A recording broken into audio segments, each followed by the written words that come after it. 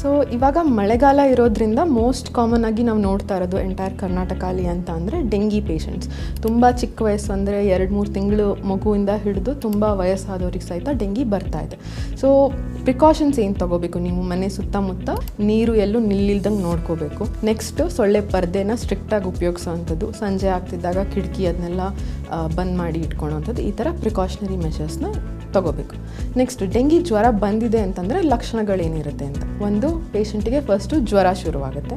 ಜ್ವರದ ಜೊತೆಗೆ ತಲೆನೋವು, ಕಣ್ಣು ನೋವು, ಮೈಕೈ ನೋವು ಆಗೋದು, ಆಮೇಲೆ ಮೈಕೈ ಹರ್ತ, ಆಮೇಲೆ ರ್ಯಾಷಸ್. ಕೆಲವೊಬ್ಬರಿಗೆ ಪ್ಲೇಟ್ಲೆಟ್ ಏನಾರು ತುಂಬ ಕಡಿಮೆ ಆಗ್ತಾಯಿತ್ತು ಅಂತಂದರೆ ಬ್ಲೀಡಿಂಗ್ ಆಗ್ಬೋದು. ಬ್ಲೀಡಿಂಗು ನೀವು ಹಲ್ಲು ಉಜ್ಜುವಾಗ ಗಮ್ಮಲ್ಲಿ ಬ್ಲೀಡಿಂಗ್ ನೋಟಿಸ್ ಮಾಡ್ಬೋದು, ಅಥವಾ ಮೋಷನಲ್ಲಿ ಅಥವಾ ಯೂರಿನಲ್ಲಿ ಬ್ಲೀಡಿಂಗ್ ಆಗ್ತಾ ಇರೋದನ್ನ ನೋಟಿಸ್ ಮಾಡ್ಬೋದು. ಡೆಂಗಿ ಲಕ್ಷಣಗಳಿದೆ ಅಂತಂದರೆ ನೀವೇನು ಮಾಡಬೇಕು? ಎಲ್ಲ ಪೇಷಂಟ್ಸ್ಗೂ ಅಡ್ಮಿಷನ್ ಬೇಕಾಗುತ್ತಾ? ಇಲ್ಲ.